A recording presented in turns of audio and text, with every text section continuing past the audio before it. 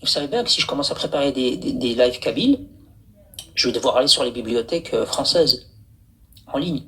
Et je suis prêt même à payer un abonnement pour pouvoir avoir les vidéos payantes.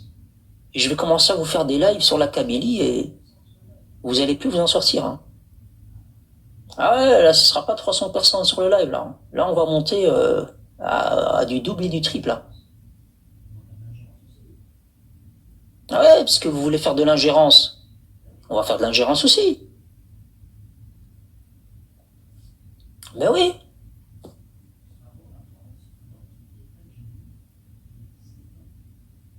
Avant la France, l'entité Algérie, elle n'existait pas.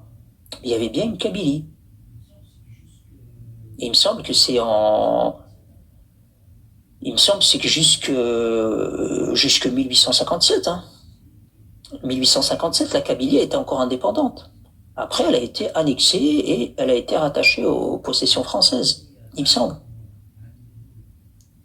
Et avant, quand pas Amé Tebboune, hein, Amé de Gaulle, quand Amé de Gaulle il venait en Kabylie, il le disait lui-même. Il disait, je suis heureux de venir dans ce pays qu'est la Kabylie. Il disait pas, je suis heureux de venir dans cette région algérienne de la Kabylie. Juste ce truc-là, juste ce détail. Il vous interpelle pas un peu, vous, les Algériens, quand vous revoyez un peu l'archivage?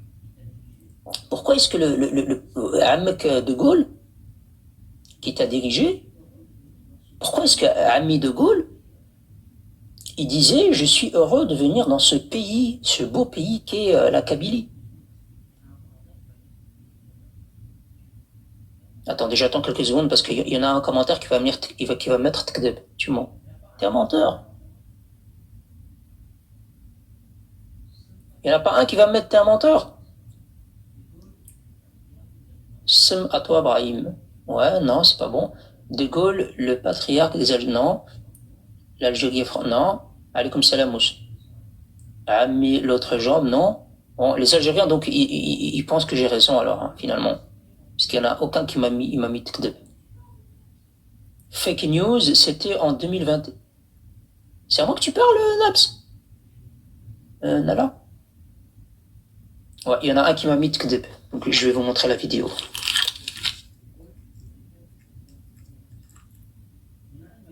Tu as vu le vol de l'iPad du président? Non, non, c'est pas.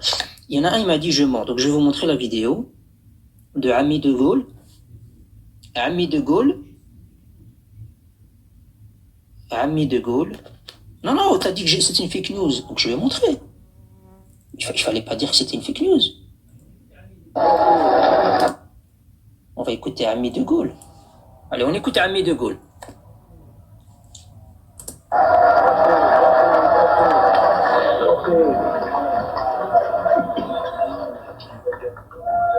Je veux dire. Non, je rigole. Je veux dire combien je suis heureux de me trouver ce matin chez vous, à Tizi Ouzou, dans ce noble et beau pays de Kabylie. Ami de Gaulle, est-ce que après avoir dit ça, est-ce que autour de toi, là et là, ou devant ces milliers d'Algériens, est-ce que quelqu'un t'a dit, monsieur, s'il vous plaît, en fait, c'est une région d'Algérie. Est-ce qu'il y a quelqu'un à côté de toi qui est venu te glisser dans les oreilles, Ami de Gaulle, je crois que tu t'es trompé, hein, on est en Algérie, c'est une région. Personne. Personne n'a contesté. Personne n'a rien dit. À ton avis, pourquoi est-ce que personne n'a rien dit, l'Algérien? Ben, parce qu'il a décrit une réalité. Je veux dire... Écoute. Écoute.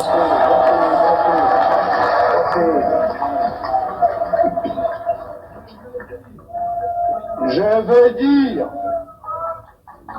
veux dire combien je suis heureux de me trouver ce matin chez vous, à Tizi Ouzou, dans ce noble et beau pays de Kabylie. Ce noble et beau pays de Kabylie. C'est pas moi, hein. Après, vous allez dire, tu fais la fitna, t'es pas musulman. C'est rien à voir avec l'islam. C'est Ami de Gaulle, il a dit, je veux dire. Brahim Prod écrit un livre. Non, je vais pas écrire un livre. Si j'écris un livre, j'aurai pas le temps. Il me reste plus longtemps à vivre. Hein. J'ai pas le temps d'écrire un livre. Non, je préfère faire des lives, ça va plus vite.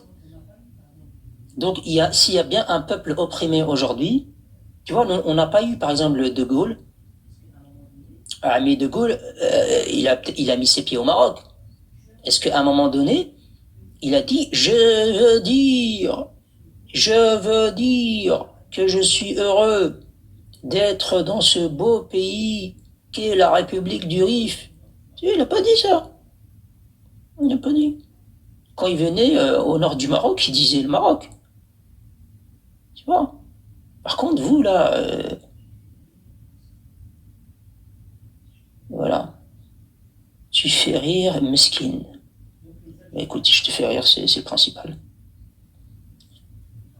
Donc les Algériens, wallah que je vais vous le dire, le travail que vous avez fait, l'investissement, les efforts que vous avez fait pendant plus de 50 ans pour mettre des bâtons dans les roues au Maroc, c'est sûr, ça va vous retomber dessus, mais d'une manière comme vous ne l'avez jamais ressenti. Vous savez, c'est comme le gars qui a l'habitude de... Vous savez, dans les films de gangsters, vous avez toujours le big boss qui, comme ça, il a une telle facilité à supprimer les gens. Tu vois, tirer sur les gens, pour lui, les vies ne comptent pas. Même sur ses collaborateurs, hein, quand il y en a un qui l'agace, hop, il lui tire une balle dans la gueule. Tu vois. Et à force, ça nourrit ça nourrit un peu de rancune chez les gens. Et dès que les gens, même qui t'entourent, ils vont avoir l'occasion de te démolir, eh ben, c'est ce qui va arriver à l'Algérie, en fait. À force de soutenir les milices armées, les groupuscules, les terroristes autour d'elles, que ce soit au Mali, que ce soit la Libye, que ce soit le Niger, que ce soit le Maroc, que ce soit avec la pseudo-république du Rif, à force de soutenir tout ce qui est séparatiste, tout ce qui pourrait saboter, diviser les peuples, l'Algérie est dedans, elle est concernée, et bien le jour où tous ces gens-là réunis vont avoir l'occasion de lui rendre l'appareil, je vous raconte pas ce que ça va donner. Hein. Ah ben ouais. Le jour où tout le monde aura l'occasion de vous rendre la monnaie de votre pièce, vous saurez plus où donner de la tête.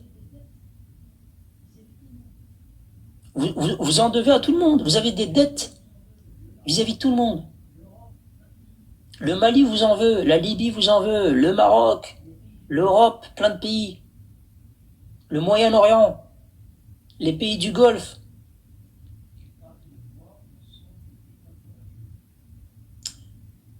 Tu as une voix, on sent que t'es pas courageux. Écoute, si vous, les Algériens, vous aviez du courage, eh ben, cette histoire n'aurait pas duré 132 ans. Hein. Je veux dire, à partir du moment où Mehmet t'a vendu à Lucien, quand Lucien il t'a acheté, ça devait pas durer 132 ans normalement. Si vous aviez du courage, hein, évidemment. Mais d'après les ouvrages historiques, d'après ce qu'on peut lire en tout cas au niveau des ouvrages, c'est qu'à chaque fois que vous avez eu un envahisseur, en réalité vous n'étiez pas un État constitué, il n'y avait pas de pouvoir central, il n'y avait pas de gouverneur, vous étiez des indigènes. Et à chaque fois que vous aviez une puissance étrangère qui rentrait chez vous, je veux dire, à chaque fois que vous aviez une puissance étrangère qui rentrait chez vous, eh ben, les indigènes, ils se défendaient pas. Pas parce qu'ils avaient peur. Parce que eux-mêmes le savaient qu'ils n'étaient pas sur un territoire avec un pouvoir, des institutions, une armée, etc. Il y avait pas, c'était pas un État-nation. C'était des indigènes comme ça qui cultivaient leurs terres dans leurs petits coins isolés et qui savaient pas ce qui se passait à 50 kilomètres. C'est pour ça que tout le monde vous a maîtrisé et humilié sans problème. Tu vois? Et tu viens me parler à moi là sur TikTok, tu as pas de courage.